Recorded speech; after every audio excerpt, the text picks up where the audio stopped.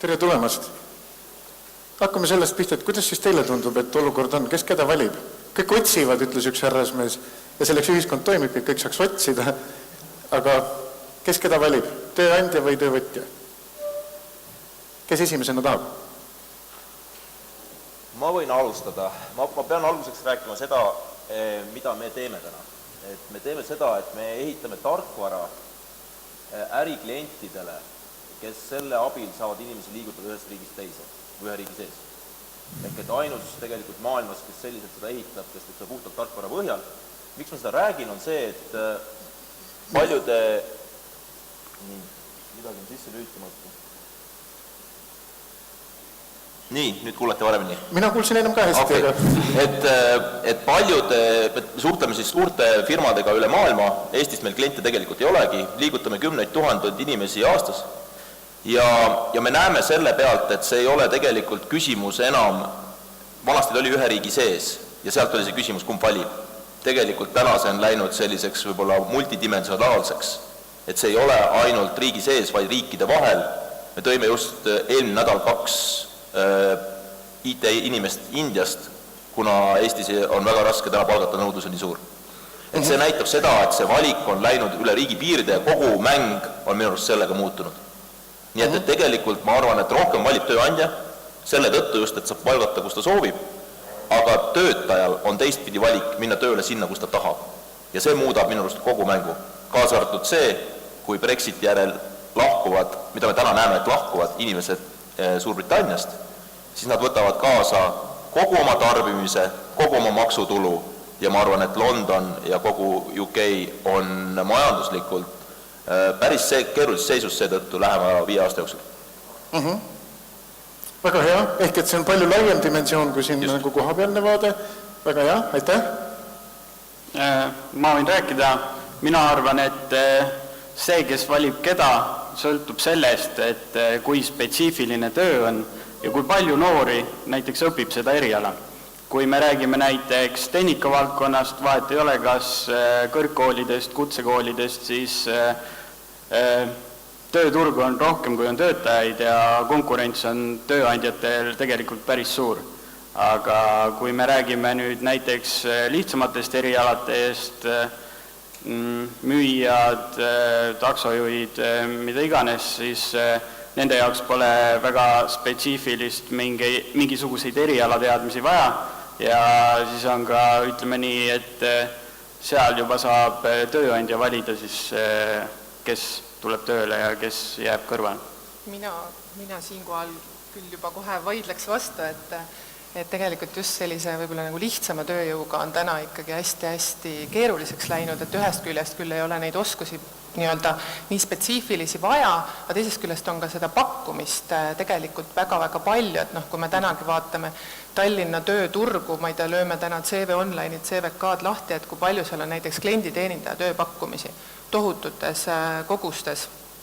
Et see ongi huvitav, et tõesti on sektoriti hästi erinev, aga ka selle lihttööjõu üle käib täna tegelikult väga tihe konkurents ja ei ole üldse nii, et on järjekorrad ukse taga ja võta, keda tahad, et pigem vastupidi. Et mina ütleks, et me oleme sellisesse partnerluse etappi jõudnud, kus valitakse vastastikku, et mõlemad teevad seda otsust ja see peakski see mõte olema, et leitakse see, mis on mõlemale poolele sobiv. Siim, kuidas sinul paistab? Et seadalitaja Indiast? Seadalitaja Indiast, jah, et võib-olla Ukraina on see õigem sõna või koht, kus siis see talitaja tulla võiks, aga võib-olla põllumajandussektorit iseloomustabki kõige rohkem see, et kui meil ei ole ettevõttes ühtegi seadalitajat Indiast või Ukrainast, siis järelikult meie töökeskkond on nii hea, et sinna tulevad ka eestlased. Ja tõsi on, et tundub, et lihttöölist on nagu lihtne leida, siis ma oleks ka Kadiga täitsa nõus, et päris nii ta ei ole, et ega see piiri tõmbamine, et kus kohas on see lihttöö või mitte lihttöö, et juba see on keeruline. Võtame kas või suvalise näite traktorist, et tänapäeva traktoris on tehnikat ja IT-d palju rohkem sees kui võib-olla suvalises Lexuses, et nii ta on ja ega kui nüüd küsida, et kas mina ettevõtjana valin töötajat või valib töötaja mind, siis võib-olla selle vastuse annab kõige paremini see, et ühel suvalisel esmaspäeval Kuku raadios Digitundi kuulates kuulsin, kuidas Tesla tehas otsib maailmas siis paika, kus oma akude tehas ehitada ja kogu maailmast kutsub siis konkureerima erinevaid riike ja linnasi, et tehke selline videopresentatsioon, et näed, et meie riigis või meie linnas ja Eestis oli siis see Pakri tööstuspark, kes kandideeris. Ja siis mul tekkis kohe selline välgatus, et tegelikult see auditoorium, kellele mina olen nagu suunatud või ka need, kes on sealt väljas, nad tegelikult ei adu, milline see põllumajandus tänapäeval juba on. Ehk siis ma tegin sellise lühikese 2-minutilise video, millega ma tutvustasin tänapäeva laudatraktoristi tööülesandeid ja minu jaoks oli täiesti kohutav vaadata, kuidas esimese 2 päevaga Facebookis see video kogus juba 20 000 vaatamist ja tänaseks on juba 30 000 vaatamist ja üks tööpakkuja oli Ukrainast ja 10 tööpakkujat oli Eestist ja lihtsalt selline olukord tekkis, kus ma ei suutnud, vaid ma võtsin tööle 2 meest. Selge. Kas see on natukene see koht, ma kohe annan sinna ka sõna, aga kas see on natukene see sama koht, millest eelmises paneelis oli juttu sõnadega, näiteks, et Tehnikaülikool ütles, et nad on täna jõudnud sinna, et koolitulijate jaoks ventilatsioon on veetlev ja mis need terminid siin olid. Ühesõnaga, et nemad proovivad erialade kuvandit nagu nii-öelda kaasajastada, sest nii palju stereotüüpe tuleb eelmisest ühiskonnast kaasa. Et kui sa ütlesid praegu traktorist, siis meil tekkis mingi pilt peas, mis ei ole see, mida sa tahtsid, et tekiks. Nii et ma saan aru, et see video ja see kõik on suunatud sellele ja teadlik tegevus, et neid kuvandeid murda. Seda illustreerib ka see, et kui nähakse selliseid siledasäärseid neidusi sportautode peal ja kui siis siledasäärsele neiule sosistati kõrb, et vaadake, et see traktor kõrval maksab 2 korda nii palju kui see sportauto, siis läks sinna masina peale enda vibutusi tegema. Okei, vähemalt olid väärtushinnangud paigas tema jaoks. Aga aitäh! Kuidas sulle tundub see valimise teema? Ma olen eeskõnelejatega nõus, et see valik või tööturg on samasugune turg nagu kaubanduslik turg ja selle valiku määrab nõudlus ja pakkumine, siis need tingimused läbirääkimisteks. Ja vastavalt sellele, kuidas on see nõudlus ja pakkumine, kas on siis müüja töökoht või on see mingi tippspetsialisti töökoht või mis tahes, isegi siin ei ole kvalifikatsioonis küsimus, vaid ongi lihtsalt sõna otseses mõttes nõudlus turul, et kui palju neid töötajaid oleks vaja, siis see määrab, et kelle käes see jämedam ots nendel läbirääkimistel on. Ja ma usun, et see lihtsalt nii on. Et see on see põhiline printsiip, lihtsalt nõudluse pakkumine määrab ära siis, kes keda valib ühest küljest või mis tingimustel see läbirääkimised käivad. Ega valiku ise töösuhe, nii nagu iga partnerlus on ikkagi, siit käis ka korraks läbi, et partnerlus, et me oleme täna jõudnud sinna faasi, et see töösuhe on selline võrdne partnerlus justkui. Ma usun ka seda ja olen selle poolt, et see on ikkagi partnerlus, kus mõlemad pooled valivad ja teevad selle valiku. Et ei ole nii, et üks või teine pool valib. Kui teadlikud meil need osapooled on täna? Mina juhtusin mõni aeg tagasi bussis kuulama vestlust pealt, kus härrasmehed Lõuna-Eestist sõitsid bussiga Tallinnasse, et minna Soome tööle ja siis nad arutasid tegelikult peaaegu sellel samal teemal, mis meie praegu siin, ehk kui jääv on kellegi nagu ametikoht. Ühed olid ehitajad, ühed olid rekkajuhid. Ja üks nendest rekkajuhtidest ütles ühel hetkel, et mina ei tea, mis teil ehituses juhtub, aga kaupasid on ikka vaja vedada, et minu töökoht jääb ikka alles. Ja siis mina nagu mõtlesin, et nagu mina maailma tajun, on see nagu täpselt vastupidi. Et ilmselt ehitada on ikka vaja, aga nagu sa viitasid Kristjan neile taksojuhtide kadumisele, eks ju, et rekkajuhid on selles kategoorias üsna nagu taksojuhtide lähedal ilmselt. Ehk et kas töövõtja, kelle kohta me mõtleme, et ta saab valida, kas ta on nagu teadlik täna ühiskonnas üldse piisavalt oma positsioonist, valikuvõimalustest? Kuidas see paistab teile?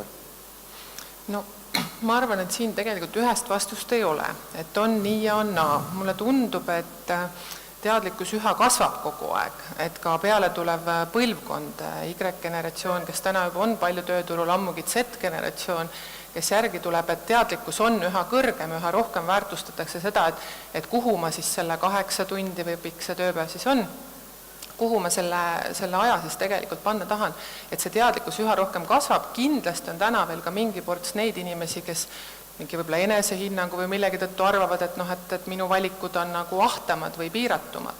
Aga tuleviku mõttes ma arvan, edukad või ellujääjad on need, kes on valmis ümber õppima, kohanema, minema siis kogu nende muutustega kaasa, et mina küll ennustan, et kogu see lihttöö, millest me siin just ennem rääkisime, aga ka üha keerukam töö, et see on ju selge, et tehnoloogia võtab siin järjest maailma üle ja üha rohkem leitakse neid lahendusi, kuidas seda tööd ära teha, mida täna teeb inimene, ära teha masinatega. Ma ei tea, meil endalgi seesama näide, et hiljuti siin paki robot on ja vuras Kakumäel ja tegi paki koju viimise viimast miili.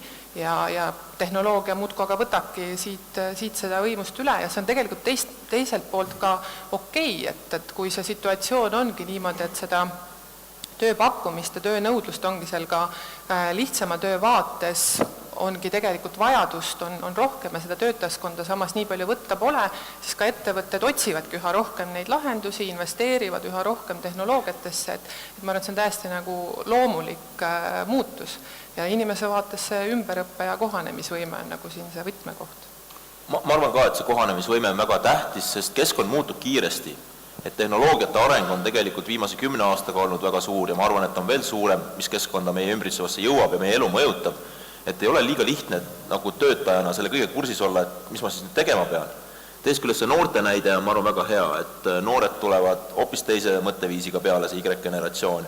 Näiteks meil enda ettevõtte sees üks asepresident San Franciscos kurtis natuke muret, et üks selline noor inimene tuli ja ütles, et kuule, ma tegin selle ühe projekti, mis ma tegin nüüd hästi ära, ma tahaks sinu tööd. Siis ta natuke mõtles, ütles, et jah, vaata, et ma olen umbes 1000 projekti teinud, et seda siia jõuda praegu, et sa tegid tõesti selle ühe projekti hästi, aga mõtleme nüüd natuke, et tee nüüd 8 projekti veel, siis vaatame, mis see järgmiseks võib juhtuda, et kuidagi hästi rahulikult, et aga kohati need nõuded ja ootused, need on õige võimsad, nii et ma arvan, et ambitsiooni peabki olema, aga ma ei muretseks sellepärast, et noored ei jõua kursis püsida sellega, mis toimub. Lihtsalt me peame vaatama, et kogu ühiskond suudaks kuidagi suhtestuda ja mõista, et tehnoloogilised muutused tulevad, elu muutub, seda töökohta enam ei ole, täitsa nõus, et veokijuhid kaovad ka, et siis tuleb kuidagi mõelda, mis need inimesed tegema peaks. Kuulge, aga targad inimesed kõik laval, seletage mulle üks asi ära, mille peale ma olen vahest mõelnud, et meil on nagu 2 sellist hoiakut nagu tööandjate seas väga sageli, mitte et ma kritiseerida kedagi tahaks, et lihtsalt näitena. Et ühed on need, kus on pingpongi lauad, eks ju, kus asepresident mõtlebki, et kuidas ta siis seletab seda, ütleb, et ma tegin 1000 projekti enne, kui siia jõudsin. Eks ju, pingpongi lauad, saunad, kõik need töökeskkonnad, millest me pilti oleme kõik näinud. Ja nemad pingutavad ja siis on kuskil on teine tööandja, kes ütleb, et need noored ei ole valmis, tänased noored ei ole valmis nagu tulema tööle, nad ei taha vastutust võtta, nad ei taha nagu pingutada. Tegelikult natuke see sama, mis sina ütlesid, aga sa sõnastasid niipidi, et ambitsiooni peabki olema. Et kuidas need 2 tükki nagu, kummal õigus on nii-öelda? Mitte kummalgi. Nii, ja õige... Tõde on vahepeal, et selles mõttes ongi erinevad inimesed. Ma arvan, et tööandjal tuleks leida see oma sihtgrupp, millest ta otsib töötajaid ja siis ta leiabki, kui ta vaatab, mida see sihtgrupp hindab. Näiteks tänapäeval on ka väga palju õppivaid tudengeid, noori, kes käivad kooli kõrvalt tööl ja nende jaoks on näiteks palju olulisem palgale näiteks ka see, et oleks paindlik tööaeg ja näiteks see, et noor tahab midagi uut õppida ja kogemust saada näiteks. Väga hea, ma lootsingi, et me tegelikult sinna jõuame, ehk et tegelikult me ei saa rääkida ühest homogeensest grupist töövõtjad või noored, teisest homogeensest grupist tööandjad, eks ju, et kumb nüüd valib, et tegelikult on see pilt nagu üks suur pusle ja väga-väga palju kirjum, et kas või teie esimesed sissejuhatused, et kui Kristjan rääkis nagu üle piiride ja sa rääkisid ka üle piiride, aga üle teiste piiride, eks, et siis kõik me alati nii ei mõtle. Okei, aga tulen tagasi veel ühe tänase varasema teema juurde ja küsin teie mõtteid, et kui me räägime sellest, mis oli meie päeva esimene küsimus ja mis käis meie ühes eelmises arutelus siis ka läbi, mis puudutab seda, et kui inimene on õppinud mingisugust eriala ja läheb tööle teisel erialal, kuidas me peaksime teda siis vaatama ettevõttemete otsast, kuidas me peaksime teda ühiskonnas vaatama, kas ta on nii-öelda lõbureisija, kes sõidab lihtsalt ühiskonna kulul, või kas me peaksime teda vaatama kui potentsiaalselt väga innovaatilist inimest, sest tema teab nagu mitut valdkonda ühel hetkel, või kas siin on jälle see pilt palju kirjum ja kui on kirjum, siis milline see pilt on? Olge head, kes... Ma võib-olla võtaks siit sõna, et ma just vastasin oma laudkonnale täpselt selle samale küsimusele ja et enne oli ka siin näide diskussioonis, et see viiuldaja, kes esitas siis avalduse minna siis Londonis juristiks õppima, et mina olen ka Tartu Ülikoolis kehakultuuri lõpetanud ja maadluspordiga tegelenud ja läksin põllumajandusse ja nüüd on justkui nagu võlg Eesti riigi ees, et kuidas ma siis selle tagasi maksan. Ja põllumajanduses olen ka lõpetanud Maaülikooli majandusteaduskonna ja bakalaureuse kraadi omandanud, aga ma võib-olla õigustaks ennast sellega, et ma olen seejuures palju avarama silmaringiga ettevõtte juht ja julgem juht ja julgem otsustaja ja võib-olla oskan mõelda selliseid nüansse, mida ma ühe haridusega ei suudaks mõelda. Ehk et see on pigem positiivne siis? Ma arvan, et see on pigem positiivne, jah. Ma peaks ka seda positiivseks, et minu arust ma olen palju noortega ka rääkinud olles sellest, et mida võiks õppida, mida tänases keskkonnas üldse peaks õppima. Siis sageli on see, et justkui inimesed on 18 või 21 või 23 ja justkui on mures, et ma ei tea, kes ma täpselt ikkagi olen, mida ma tegema peaks ja ma ütlen, see on okei. Sa võid olla ka 25, sa võid olla 28, sa ikkagi ei tea, kes sa päris täpselt oled, mis see sinu asi on, see sinu asi, võib ka 33 olla, see on okei. Et tegelikult võib-olla liiga vara tahetakse ennast lukku lüüa kusagile, et ma pean nüüd seda õppima, ma peab ju mingi eriala olema, ei pea, sa võid omandada mingit teadmiste pagasit, minna proovida, see ühes kohas, see ei sobi, proovida teises kohas ja see enda asja leidmine võtab päris palju aega. Nii et minu arust ma arvan, et see kindlasti ei ole asi, mida ette heita, et võib olla ka inimesi, kes lihtsalt ei viitsigi midagi teha ja lasevad seda õppimissuunda, nagu lõputult on ka tõsi, aga ma arvan, et päris paljudel juhtudel nagu on hirm selle ees, et ma ei tea, vanaema küsib, et mis sa nüüd siis tegema hakkad ja sa ei tea ja siis on probleem. Et olgem julgelt otsimaks pikemalt, kas või mitte ainult erialades, vaid ka geograafiliselt. Ma arvan, et noortel inimestel ongi raske kohe esimese korraga täppi panna, et nad teavad, et just täpselt seda ma tahan teha, et nii kaua, kui sa ei ole midagi teinud, sa ei tea ju, mis sellest välja tuleb. Ja ma arvan, et kui noored proovivad ja tegelevad erinevate asjadega, siis nad leiavadki eriala või asja, mille kallal nad tahavad vaeva näha ja milles nad head on.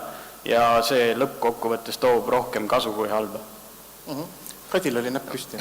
Jaa, et mis me siin ainult noortest räägime, kui mu mälu ei peta, siis minu meelest on niimoodi, et on viimastel aastatel väga palju kasvanud näiteks ka 40+ vanuses õppijate hulk, kes lähevad kutsekoolidesse. Võib-olla on näiteks kõrgharidus magistergi olemas, aga minnakse kutsekooli aiandust õppima, ma ei tea, psühholoogiat ennast täiendama, mida iganes, et arvestades, kui pikalt me oleme tööturul ju tegelikult üha pikemalt tulevikus, siis on täiesti normaalne, et õpitakse erinevaid asju, saadakse erinevaid kogemusi ja ma arvan, et see tõstab seda konkurentsivõimet jällegi. Töötajana sul on see valikuvõimalus suurem, sul on kompetentsid laiemad, mida saad erinevates kohtades rakendada, et ma nagu ei tahaksin küll kohe nagu silte külge panna, võib-olla ka natuke see, et ka ma ise olen esimeselt hariduselt hoopis muusik ja hiljem majandusmagister ja ütlen, et täna personalitöös muusikuharidus, ma arvan, et empaatiavõime ja see kõik on nagu vägagi kasuks tulnud, et ma võib-olla mõistan mingeid asju paremini ja rohkem. Sina ei olnud see, kes tahtis juurat õppima minna? Ei, mina ei tahtnud juurat õppima. Okay.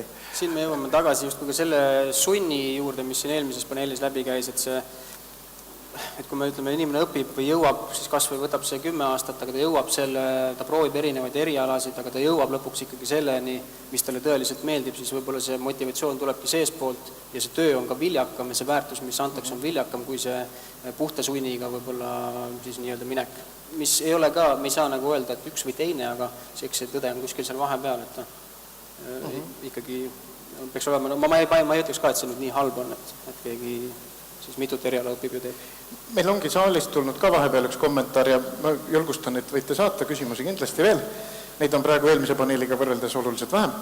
Aga üks kommentaar ongi tulnud ka selline, mis puudutab seda eelmises paneelis käsitletud mõtet, et võib-olla peaks nagu suunamise taastama, et inimesed läheksid erialasele tööle pärast kooli.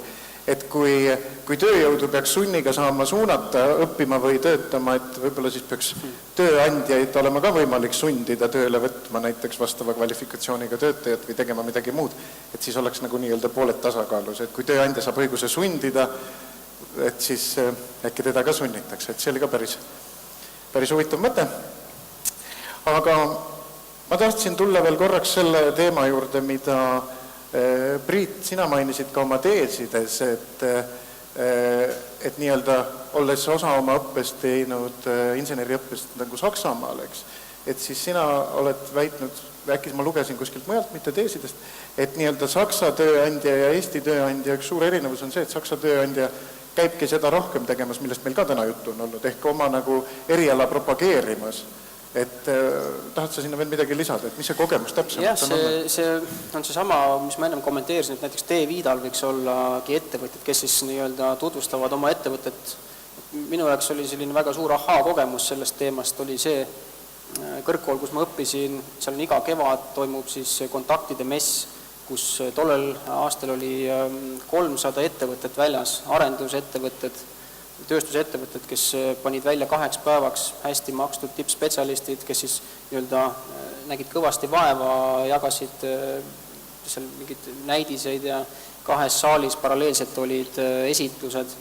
Räägiti, kui ilus ja põnev ja ilus, tark ja osav see ettevõte on, et kui põnev on seal töötada, kui selliste tipptehnoloogiatega nad töötavad ja kui noor spetsialist nüüd selle ettevõtte valib, siis tema nii-öelda ta õpib seal, et kui palju ta õpib ja nii edasi, toodi välja neid häid punkte, et ettevõtted tõeliselt nägid vaeva selleks, et olla atraktiivsed tööjõule.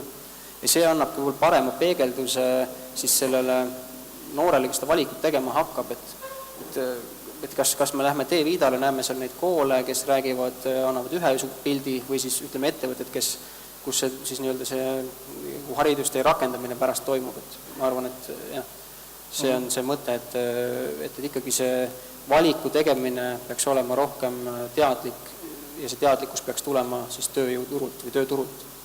Aga see on väga selgelt teema, mis vist on juba teadvustatud, et see käib täna ka nagu juttudest läbi, on ja. Aga Kristjan, et kui te rahvusvaheliselt vaatate ja liigutate siin inimesi, kas sa oskad tuua midagi sellist välja, mida Eesti võiks teiste riikide kogemustest nagu õppida just sellel samal tööjõuturu teemal, et ma arvan, saaks üle võtta? Ma arvan, meil on riigina, olles ka suhelnud palju erinevate riikide ja linnadega sel teemal, et mida nemad teevad, et oma keskkonda paremaks muuta, siis on selgelt näha, et see sõda selle talendi pärast on väga tempokalt kasvamas. Sest kui see tõesti tark inimene tuleb oma maksutuluga sinu juurde, siis see mõjub su riigile väga hästi. Mõtleme, üks Ameerika teadlane Enrico Moretti on toonud välja, et üks tark töökoht tekitab enda ümber 5 teenustöökohta. Ehk et tegelikult, kui me toome need 2 India inseneri, siis nad loovad 10 töökohta, neil on vaja korterit, kohvi, neil on vaja võib-olla autoga sõita, on vaja bussiga sõita, kõiki asju on vaja teha. Et tegelikult maailmas laiemalt ringi vaates, see on üks väga oluline punkt, mis järjest tiheduses kasvab. Euroopa tulevik on, ma arvan, see, et meil on riikide kasv väga erinev, paljugi sellest kinni, et mõned on ägedad keskkonnad, kus tahetakse teha asju, kus luuakse asju ja teised on nende asjade tarbijad ja seal läheb väga kesiselt. Nii et Eesti võiks olla nende esimeste hulgas, aga selleks me peaks seda keskkonda väga palju arendama, et meil oleks esiteks, kui see tark inimene Indiast tuleb, siis ta tahaks, et võib-olla ka tema juuksur oskaks inglise keelt ja kõik need asjad, et see ei ole ainult nii, et me peaks sihtima neid tarku, vaid kogu keskkond peab arenema, kaasa arvatud see ümberõppe ja ma arvan, et see on meile suur võti, et kuidas ise targemaks saada ja kuidas olla selline huvitav keskkond nendele inimestele, kes loovad midagi. Et need on minu arust meie riigi võib-olla järgmise 10 aasta 2 kõige suuremat väljakutset ja tahaks näha rohkem tegevusi selles suunas. Kas kutsehariduse propageerimine võib üks pilte sellest pusletükist olla. Absoluutselt, et kindlasti me ei räägi ainult sellest targast, et me nüüd justkui peaksime ainult kas siis IT-inimesed või need tehnoloogia-inimesed peaksime olema, ammugi mitte. Et meil on vaja sellist üleüldist kompetentside tõusu, et kaasa arvatud farmis sul on ju vaja, et need inimesed oskaks järjest targemini tegutseda, mitte ainult lüpsirobotid on nemad, et seal peab väga tark inimene olema, aga see inimene peab ka olema nõus kummikud jalga panema ja ka öösel välja tulema ja ka pühapäeval välja tulema, jah.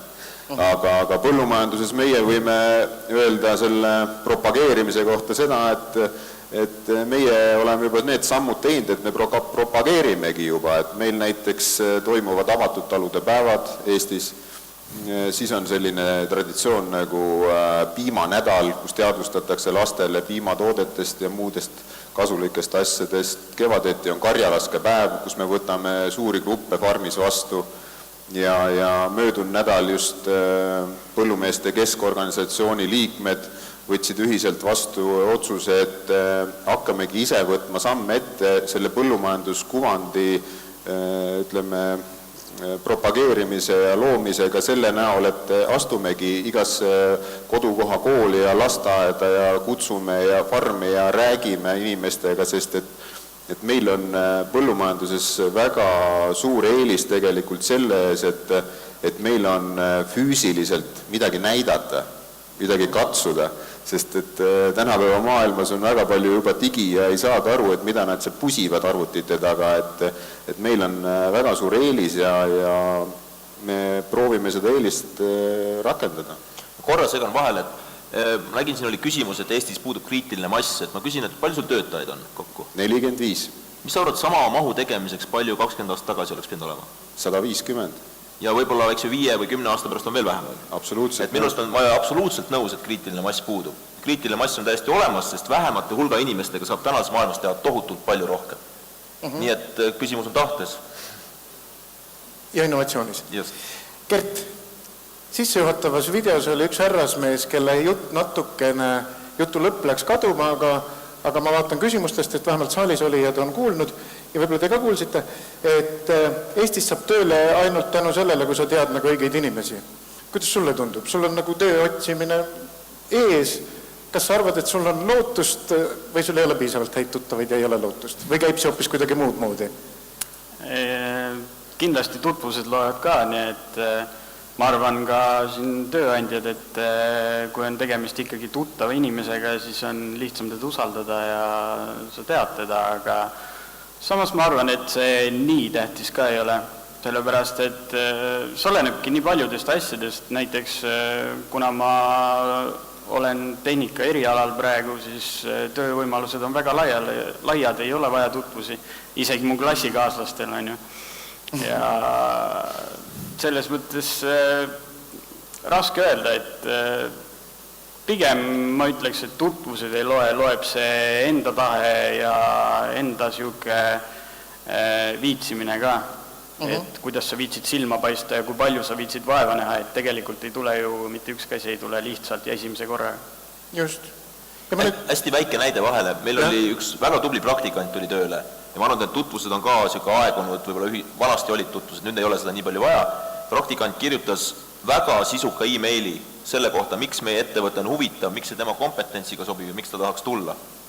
Ise võttis täiesti ühendust, ei tundnud teda ja see e-mail oli nii kvaliteetne, et me saime kokku ja võtsime töö. Nii et selles mõttes pealehakkamine täiesti õige. Märt Reieriga vestlesin mõni aeg tagasi, sellest ta rääkis, kui ta TV3 uudiste toimetust juhtis, et siis tema üks küsimus oli see, et ta palus nimetada 8 viimast Ameerika presidenti. See oli avaküsimus ja kui sellele ei osatud vastata, siis mine, meil pole sugu millestki rääkida. Ja tööle võttis ta need, kes tulid tagasi ja ütlesid, olid ukse taga järgi vaadanud, kes on 8 presidenti, ütlesid, et nüüd ma tean, kes on, küsi kas või 10, et kõik võin ette lugeda. Ehk et see on see sama pealehakkamise näide. Aga ma tuleks selle küsimuse juurde korraks nagu tagasi, et siin meil ülejäänud 4 on kas ise tööandjad või tööandja esindajad, eks. Et see küsimus, mis saalist tuli, kõlas nii, et töötaja valib siis, kui ta teab, et ta on hea. Kas aga pole liiga palju levinud see jutumärkides müüt, et tööle saamisel loeb pigem tutvus? Ehk et kui ma seda küsimust täiendan nii, nagu mina aru saan, kas mitte see, kui me ütleme aeg-ajalt, et tööle saab ainult tänu tutvustele, on üks ilus vale, mida me endale räägime, kui me ei soovi tunnistada, et me ei ole konkurentsivõimelised? Või see ei ole nii?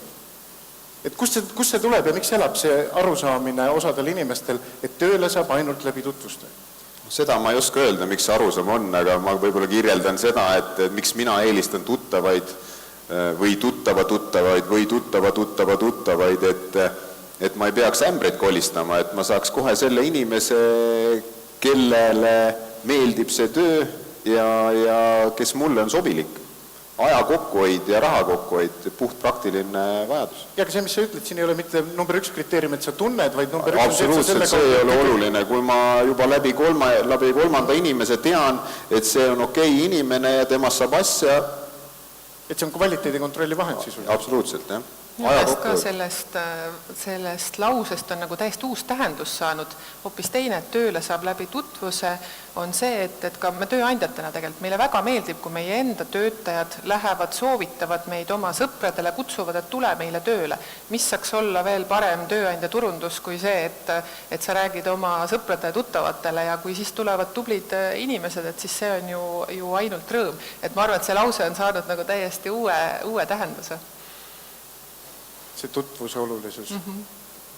Kuidas, Priit, sulle paistab, et kas tutvused, kas see on müüt?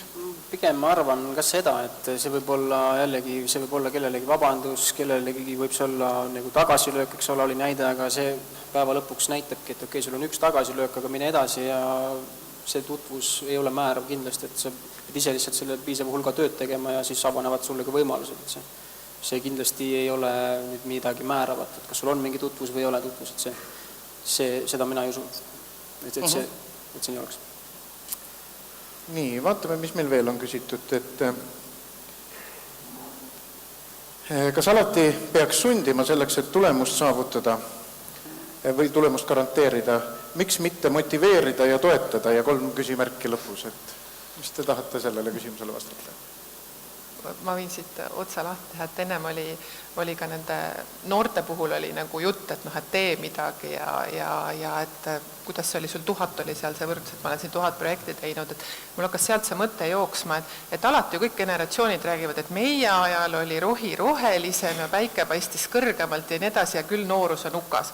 Seda on, ma arvan, läbi aegade räägitud, et võib-olla see võti on selles, et sa pead ka seda noort inimest tegelikult toetama, aitama, teda nii-öelda nagu suunama sellele oma õigele teele, et mul on kodus 2 teismelist tütart ja meil käivad päris tõsised diskussioonid täna, et kuhu siis nüüd gümnaasiumi valik teha, et mida õppima minna, juba väikseid esimesi nagu selliseid tööotsi on ka nagu tehtud, et see on noore inimese puhul selline nagu normaalne protsess, et ma otsin ja ma katsetan, mul on vahel võib-olla see enesehinnang natuke isegi liiga kõrge, siis sa ka ju lapsevanemana tood seda nii-öelda maa peale, et ega tegelikult on ju tööandjana samamoodi, et see ongi iga juhi roll, juht saab sellest palka, et ta tegelikult oma inimesi arendab, toetab ja loob seda keskkonda. Et see võiks olla nagu see mõte, et mitte sundida, vaid läbi sellise arengu ja toetava keskkonna.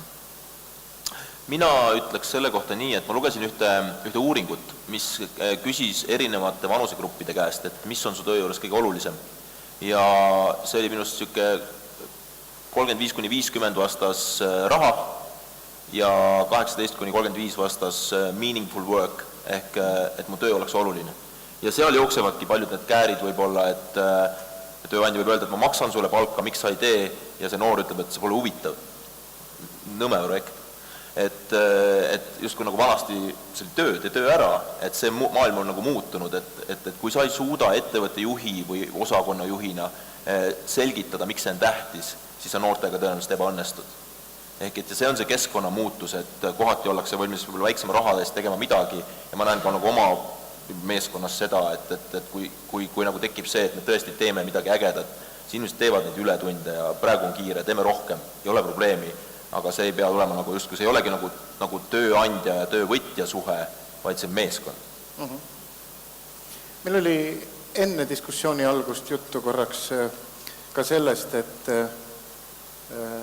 mulle tundub, et meil on selline nagu paralleelse maailmaga tegemist, et ühest küljest ongi need samad ettevõtted, kes käituvad nii, nagu teie siin praegu räägite, eks, et meaningful work ja motiveerimine, ja siis on kuskil ettevõtted, keda ma näiteks Lõuna-Eestis kohtan, mitte et neid seal rohkem on, aga kuna ma elan seal, siis ma lihtsalt puutun nendega kokku, kelle jaoks ikkagi hästi nagu domineerib see, et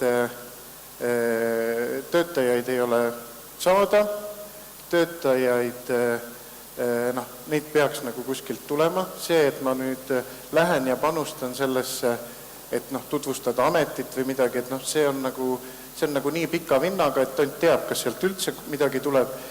Ja kui me Kadiga sellest rääkisime, Kadi ütles, et järelikult nendel ettevõtetel, mida ma viimasena kirjeldasin, ei ole veel nii valus, et nad saavad niimoodi toimetada. Et kas ainult mulle paistab või kas teile ka paistab, et tegelikult ikkagi saab täna veel vanaviisi ka toimetada, sest ega need ettevõtted majanduslikus mõttes ei ole nagu halval järjel. Paljud nendest toimetavad väga hästi. Aga see jääbki nii või kas nende lihtsalt tee on täna pikem ja varsti on ikka lõpp ees? Kuidas tundub? Pikas plaanis ta peab loomulikult muutuma ja mina võib-olla võiks kirjeldada seda, et kas ma tahaks endale sellist töötajat, keda ma motiveerin ainult rahaga. Et ei, ma ei taha, mul on 600 piimalehma ja sama palju noorloomi.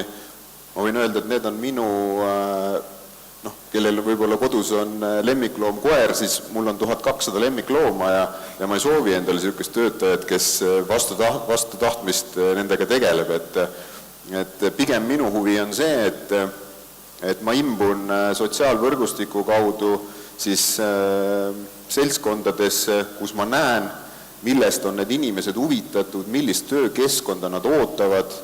Facebookis on näiteks selline tore grupp nagu põllumajandustehnika huvilised või kodulinnu kasvatajad, meil on ka kanakasvatus, või siis veistega tegelejad, et kui ma saan seal grupis olles mingisuguse pildi, et mis neid inimesi huvitab ja ma loon selle töökeskkonna selliseks, mis neile sobiks ja võimalikult kiiresti ja võimalikult odavalt selekteerin kas või tutvuste kaudu välja inimese, kellele see töö meeldib, siis see on minu eesmärk. Mina teeks siis niipidi, et ma tahaks anda kõigile ühe korra veel sõna järjest, aga ma tahaks selle sõna andmiseks kasutada ühte saalist tulnud küsimust. Ja see küsimus on nagu hästi lihtne ja tegelikult väga keeruline. Kuidas motiveerida tööandjaid tööle värbama riskirühma inimesi, kellel on kas tervisemured või vähene haridus või vähene keeleoskus, ja neid inimesi siis nagu ka nii-öelda headeks töötajateks arendada. Et me räägime, et peab arendama töötajaid ja nii edasi. Meil on töötajaid Eestis vähe ja siis on kuskil need riskirühma inimesed. Kuidas neid tööle võtta? Mis teie arvate? Hakkame sealt pihta. Omniva on kindlasti mõelnud sellele teemale. Nojah, meil on täna üle 200 erivajadusega töötaja tööl, et see on selles mõttes meie jaoks nagu tuttav teema. Aga kuidas motiveerida? Ei saa salata, et kindlasti on nagu juhte, kes ütleb, et ei, ma ei taha, et ta siin tuleb osakoormusega, et ma pean midagi kohendama siin tema jaoks. Et see on tegelikult töö mõtteviisiga ja see on jällegi töö selle sama juhile selgitamisega, et mida ta tegelikult sellest võidab. Ja täna on nii palju näiteid, kus siis sa võtad sellise inimese, kellel ongi, kas ta on vähenenud töövõime või tal on, ma ei tea, kas või ta on õppur ja ta saab poole kohaga tööl käia, et seal ei pea ju alati olema erivajadusega teema isegi. Nende inimeste lojaalsus on palju suurem. Nende inimeste pühendumus on sageli palju suurem. Et ma arvan, et siin saavad kindlasti personalijuhid teevadki täna juba väga tänuväärset tööd, et seda selgitada, et sa tegelikult võid sest võita palju rohkem, sest nende töötajate voolavus on reeglina palju madalam, et siin on neid näiteid on nagu nii palju, et sellega tuleb lihtsalt tööd teha, et mina jälle ütlen, et see on nagu juhil nii-öelda palga sees.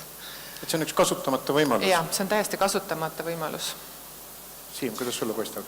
Ma hüppaks võib-olla siit 10 aastat edasi, et põllumajanduses kunagi on kindlasti teretulnud inimesed, kes liiguvad ainult ratastoolis ja kes suudavad jälgida ekraani ja liiguvad ainult randmed, et nad sõidavad sisse arvutis kõiksugu põllu peal tehtavad tööoperatsioonid ja hiljem võetakse siis mälukaart piltlikult, pannakse sellesse traktorisse sisse ja see traktor teeb seal põllu peal see töö ära täpselt sellel ajal, nagu see agronom tahab ja see ratastoolis liikuv inimene teeb seda ka täpselt sellel hetkel, nagu ta seda endale kõige sobilikum on. aga et sinna läheb veel 10 aastat aega? Sinna läheb veel natukene aega, aga ütleme, sinnapoole see põllumajandus liigub. Aitäh! Ma ütleks näiteks nii, et ma ei tahaks, et minu meeskonnas töötaks ainult eestlased. Et see jätab selle maailma liiga kitsaks, kui on sul teised kultuurid juures, siis see loob sulle palju rohkem värvi ja ka empaatiat, mõistmaks, et ta käitubki teistmoodi, see on okei. Samamoodi, ma arvan, on ka erivajadustega inimeste suhtes, et ma arvan, et just ka nooremad, võib-olla pealekasvav põlvkond nagu väärtustab seda isegi võib-olla rohkem, et oleks erinevaid inimesi ja see empaatia selles nagu meeskonnas tugevam, õppida nägema ja ma arvan, et see tuleb pigem, et sundida ei saa, et see peab tulema nagu seest ja ma arvan, järjest rohkem on ettevõtteid, kes nii mõtlevad. Väga hea, aitäh! Gert, mis mõtted sinul tekivad sellega? Lühidalt öeldes arvan sama, nagu juba mainite, et riskigrupi inimene arvatavasti on rohkem motiveeritud sellest töökohast, mis talle võimaldatakse ja ma arvan, et ta teeb head tööd, kui talle pakutakse võimalust. Sa töötaksid hea meelega temaga koos? Ja miks mitte, see mind ei häiriks. Priit, sa ennem noogutasid, kui Kristjan rääkis. Ma usun ka, et põhiküsimus on sellest, kuidas see inimene väärtust saab luua ettevõtte jaoks. Et tuleb lihtsalt leida see viis, kindlasti on see viis olemas, kuidas mis tahes siis ütleme see nii-öelda tagasilöök või puue või mis seal siis iganes on, mis see tegur on, mis seal see nii-öelda on selle rolli mängib, et arvesse võtta ja leida see viis, kuidas tema ikkagi võiks minu ettevõttes väärtust luua ja siis ta hindab kindlasti seda väga palju ja kui ta saab ise seda väärtust luua näiteks, siis on see tema jaoks ka hoopis midagi muud, kui lihtsalt ütleme almusi saada riigi käest, et see kindlasti kõik võidaksid nii-öelda sellest ja väga hea näide oligi see, et meeskonnas see empaatiavõime ja üldse see on nagu rohkem selline out of box, et ta lihtsalt näitabki, et kõik on võimalik ja igast olukorrast saab võtta selle väärtuse välja. Ma usun, et seda saaks nii teha ja see oleks õige. Küsimus on siin jälle see, et kust võtta see ressurss, kes mõtleb selle välja nüüd ja rakendab ja teeb vastavad muudatused, et see töökoht tuleks kindlasti natuke ümber teha ja mingi infrastruktuur tuleks ümber teha.